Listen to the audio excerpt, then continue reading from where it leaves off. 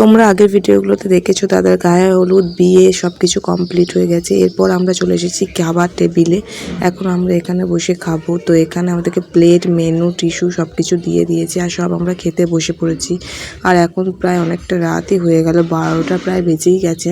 এরপর খাওয়া দাওয়া করে আমরা যাব বাড়ি।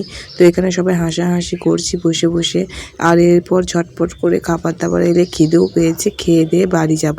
বাড়িতে গিয়ে রেস্ট করব।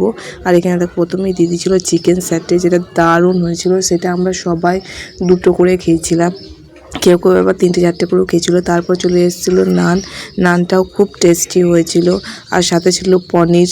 তো এই দিয়ে আমরা এখন খাওয়া দাওয়া শুরু করেছি। খাওয়া দাওয়ার সমস্ত ভিডিও কিন্তু আমি শ্যুট করিনি, অল্প অল্প করে করেছি। আর সঙ্গে আবার ছিল কিন্তু পোলাও আর খাসির মাংস।